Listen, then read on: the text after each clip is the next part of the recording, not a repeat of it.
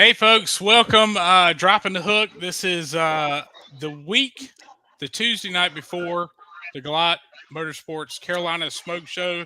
Joining me here tonight, I have Richard Love with Full Pull Productions and John Strickland with the Galot 2, and maybe Holt to pop in a minute. But I know it's been a great season. We've been had a ton of pulling all season long. We still have a couple of events left. Let me pull this up real quick because I definitely want you to see this. So right now we got Galot coming up this weekend, and the last Carolina show is going to be October 26th at 6 p.m.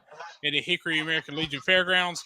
And also in between those two is the North Carolina State Fair. So there's still tons of pulling going on here in October.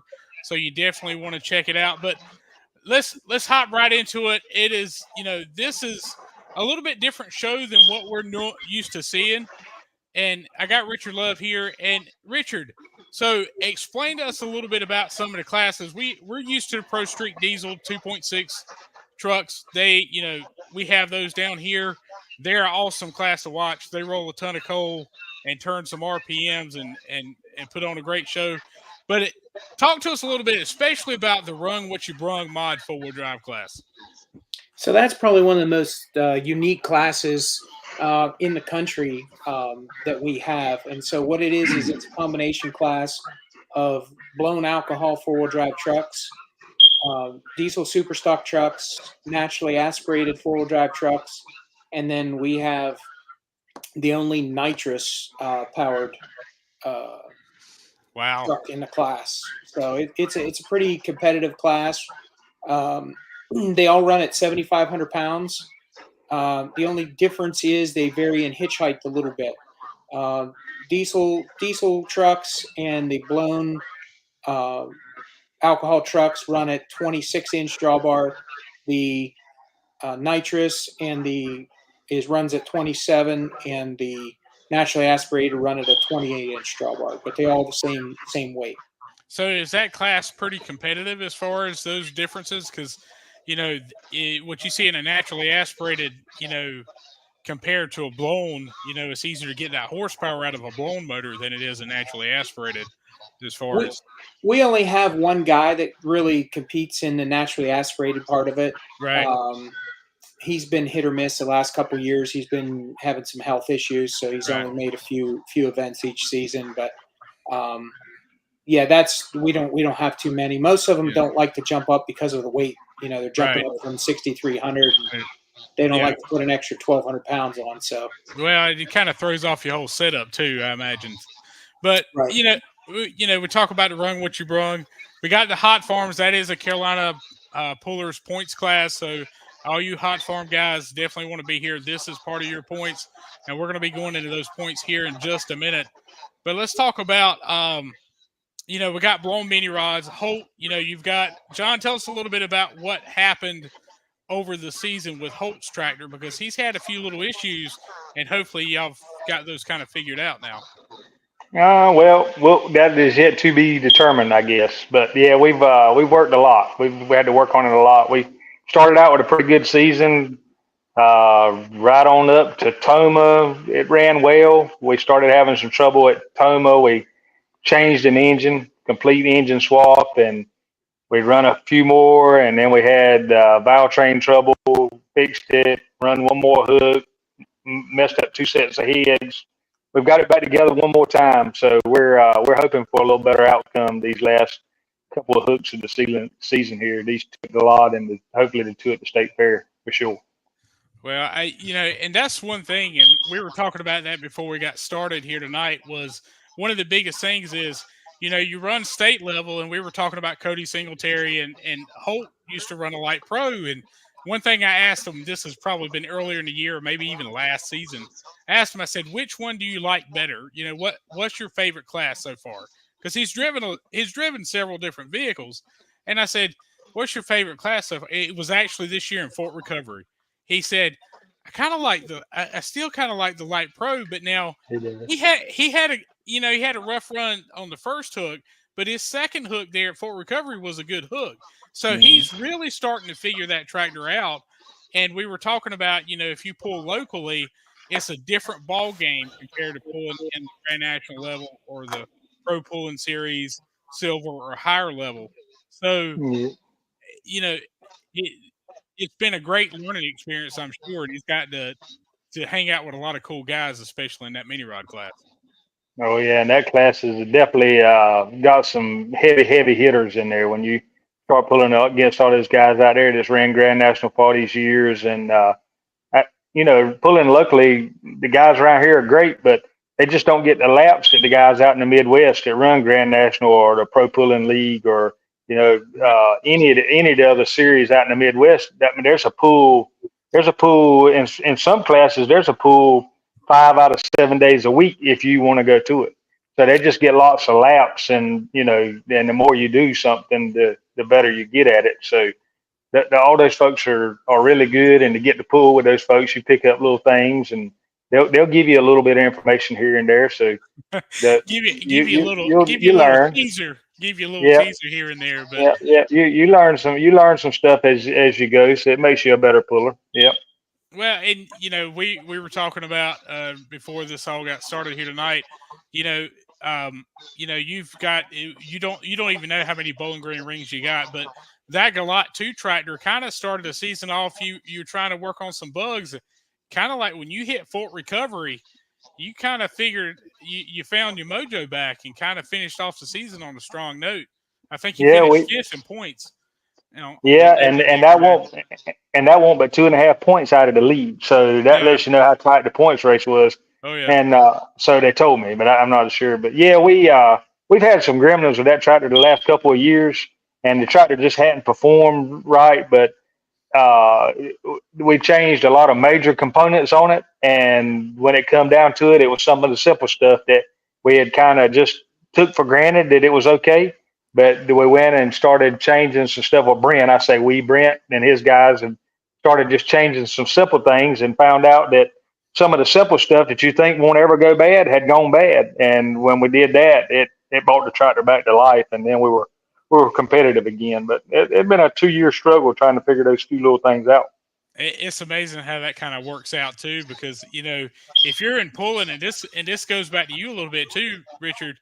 If you're in the sled business, so it's always you always look at the big things first as being the failure points, but it can be the little relays or the little switches, especially with all the components on all those sleds that you guys are running now. Yeah, I can remember years ago, when something would go bad, I'd have everything torn apart trying to figure it out. Of course, you figure it out once, and then the next time you go, you're like, you don't go get into tearing it apart. You start, um, checking this or checking that. Like I can remember one time my first Bauer sled, the pan wouldn't reset. I couldn't get the pan to reset. Everything was fine. Here, one of the little micro switches had a piece of dirt in it and was stuck. It was just stuck open. And I mean, Right. I had everything torn apart. I had oil everywhere. I thought the valves was bad. I couldn't figure it out. And finally, I got the electrical stuff out, started checking electrical, and I had power to something that shouldn't have had power, and started figuring it out. Now, I don't want to say it happens regularly, but it'll happen. First thing we do is we go play with the micro switches, see if there's any dirt in it. And 99% of the time, that's what it is. Well, sometimes the simple things are the easiest fix, but like I said, I'm a tractor mechanic, so I work on high horsepower tractors, and one of the things is, and even in the pulling world, if you start having an issue like ignition box or anything like that, sometimes you look at like some of the craziest stuff, or you may go really deep. And I talked about John Mass the other week. He thought he had a whole ignition box failure and all this other stuff, and all it was one of the wires was just a little bit out of resistance, and that's all it was. And it was just throwing everything in a kilter, and it was a simple fix for him. But in fact, while we got a second, let me throw up some videos here. John, I'm gonna throw this one up, and like we talked about before, this is the only one I have of you because I've not videoed at Galot or some of the other Grand National stuff, but this was you at the state fair. This was in 2022, and me and Marty talk about this run all the time, because if you had finished that run, I think you would have been out past the water barrels on this. But we're gonna bring this up here.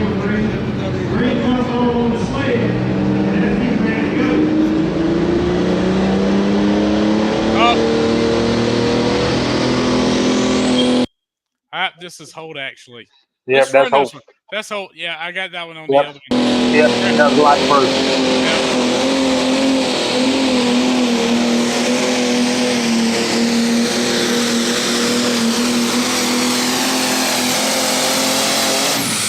He actually won that run, correct?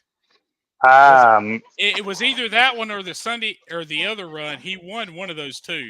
Because we Yeah, were, he did win a weekend. yeah, One of the sessions at the fair that year. He did. yeah, but and we were talking about that a little bit earlier, and I'll pull your run up here in a second, John. Sorry, there's like I said, I've got 3 years of videos on this, but Oh, that's fine. if you look at that run right there, that's like a straight A to B pass. That's what you want to do. You don't want the front end all bobbing up and down in the air. And a lot of people that are just, getting used to the sport, we're getting it out there where more people see it. And they're seeing the sport, and it looks really cool when the front end gets 4 foot in the air. I mean, and your tractor on the Galot 2 is one of those tractors. It looks like it's happy 4 foot in the air. It does. We've tried driving that tractor, putting the weight on the nose, and getting that tractor to go down the track with the front end barely off the ground.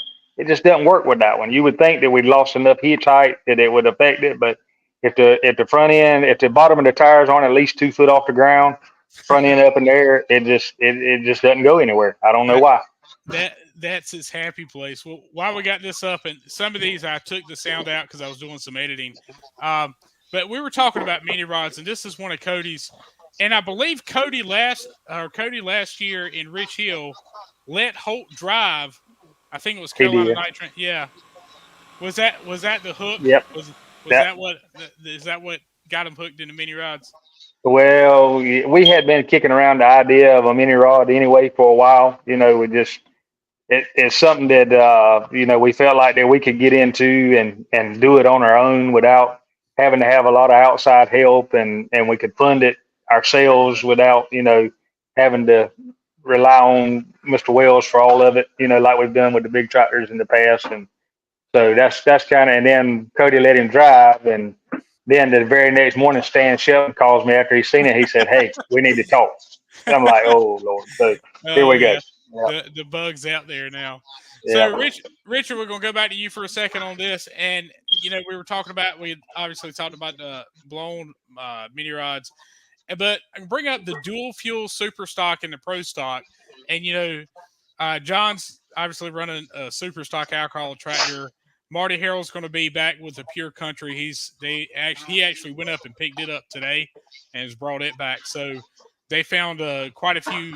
Found out their fuel pumps weren't big enough to work with the new heads that Robbie built for that tractor. So hopefully they don't get any more 1,700-degree nights. It was what was it? Saturday night in Lumberton. It was 1,500 degrees, and he hadn't even got out on the track. I mean, that's how little fuel it was getting. So it was pretty hot. But explain to us a little bit about how the super stock and the pro stock will pull against each other in the same class, because I've watched some of the videos of this, and they're actually really competitive between that pro stock and that super stock class. Yeah, so that was started. They used to call it the Smoker Series. That was before alcohols was big, but there wasn't enough up in Pennsylvania, both eastern and western Pennsylvania and Ohio. There really wasn't enough of either one class. There wasn't enough tractors in the pro stock, and there wasn't enough in the super stock. So the guy that I purchased Full Pool from had come up with this idea, and it's just kind of been ever since. I kind of renamed it the dual fuel because there's so much alcohol diesel kind of thing. Right. And it's kind of a pun on the words. If you really look the way I spelled dual fuel, it's dual. Yeah. So between the two types of fuel, but anyway, so pro stocks get to run at their 10,000 pounds. Unlimited supers get to run at 8,000 20-inch hitch. Now, up until a year ago, they had to run at an 18-inch hitch, the alcohol supers. Right. But obviously, from a sled standpoint, we knew that it was taking the same amount of weight to stop a pro stock as it was an alcohol super. Right. So we're like, well, that they don't need to be handicapped anymore. Right. So we brought the hitch up to 20 inches, and then diesel supers like the Grand National diesel supers, like would be like Colin Ross. They run at their regular combination, 8,000 pounds and 20-inch drawbar. And then when you get to the state level tractors, up here it was always a 9,500 pound diesel tractor class. Right. So they can, a state level diesel tractor can still run at 9,500, and then the alcohols, the smaller alcohols like the 504 cubic inch, the 2 turbocharger ones can run at, I think it's 95. A 3 charger tractor can run at 9,000. So it's a combination of all of them, but it is a pro stock, super stock game, to be perfectly honest anymore. Well, that sounds kind of like a little bit of an interesting class, because if you think about it, the different combinations that you can come up with and still be competitive. If you're going with a 2 charger 504 compared to 650 cubic inch 3 or 4 turbocharger setup, that extra weight, people don't realize that extra 1,000 pounds or 500 pounds makes a big difference on how those vehicles are going to react. And if you get that weight momentum and you get it moving good, it should make that a pretty tight competitive class between. Yeah. Well, the heavier the tractors, they can get it into the ground better. So. Yeah. But like earlier this year, we was at New Centerville, and Jeff Hurt won one night, and Jason Savanovic, I believe, won the next night. Oh wow! So, okay, so that's yeah. So it's really it could be anybody's game. So this weekend, folks, don't forget the Carolina Smoke Show, the Galot Motorsports Park, October 11th and 12th. Starts at 7 p.m. 6 big classes, tons of different, and that's one thing I love about pulling is you get to see different combinations, and that's one thing I'm kind of excited about with the Run What You Brung modified 4-wheel drives, and you're looking at the dual fuel, super stock, pro stock. So you get a good mix of what you got there. If you like blower motors, you're going to have those with the mini mods. And the hot farm class down here is one of the most competitive classes right now. Zachy Bissett he's been on a tear for the last 2 years. But let me tell you something. There's another John Deere and a couple of internationals that are hunting him down quick. While we got a second, let me pull this up real quick. And I want to pull this up as far as here. Let's do this while I've got this pulled up. Here, let's go ahead and let's show that run with John. So if they ever push the maximum capability, we got a green line. We got a green flag. It's on London John Strickland. Open the line.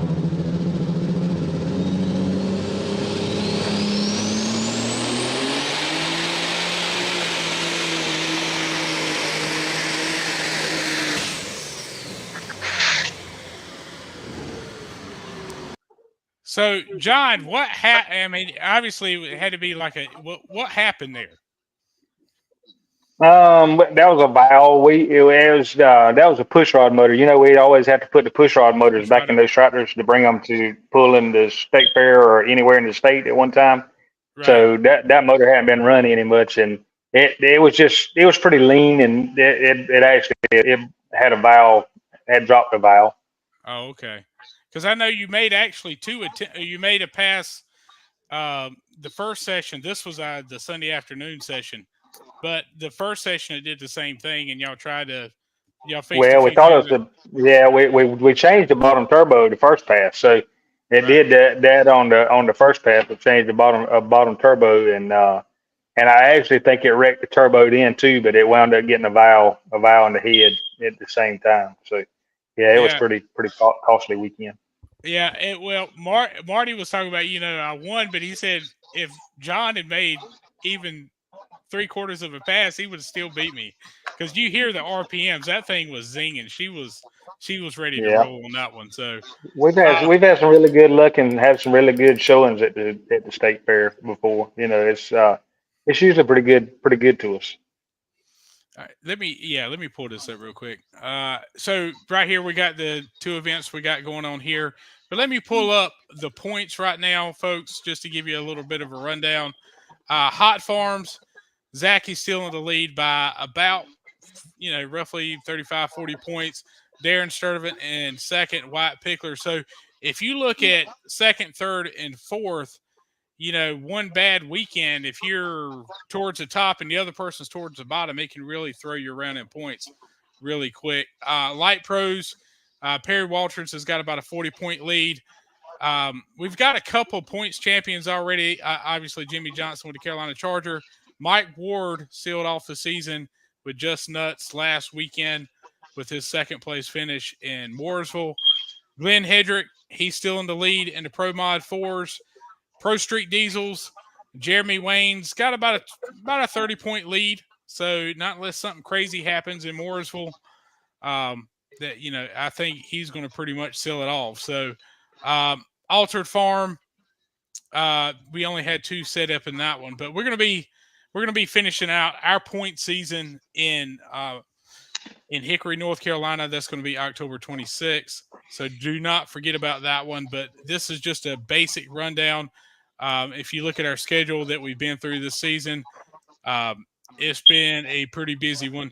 So, folks, don't forget, if you need to get more information on events or maybe even distances, all the distances are here. I'm working on some of the media. I have not had a chance to finish it all, but we'll get that up for you. If you want to check out some more media, and I know Matthew Carter's got some videos and stuff up from Pine Tops and some other events we weren't able to be at, so check them out.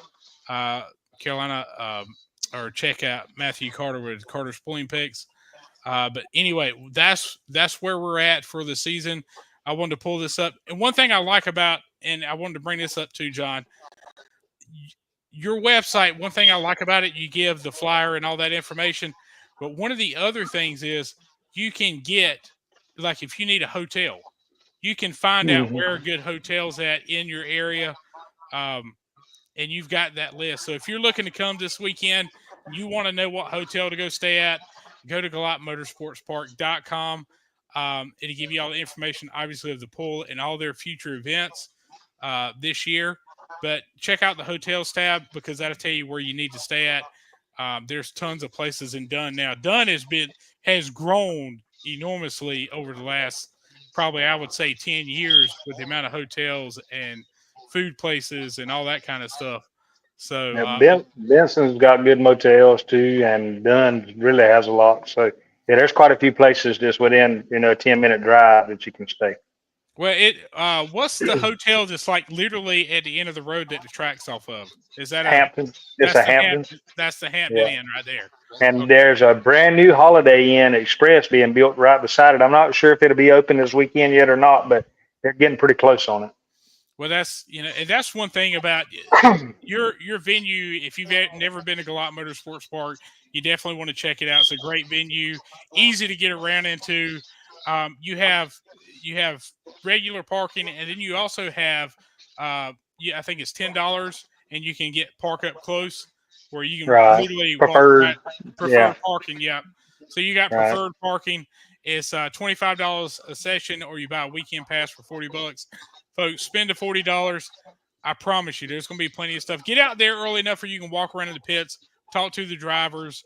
They'll be glad to talk to you. But definitely, if you want more information on hotels or maybe some more information about future events at Galot Motorsports Park, definitely go to GalotMotorsportsPark.com.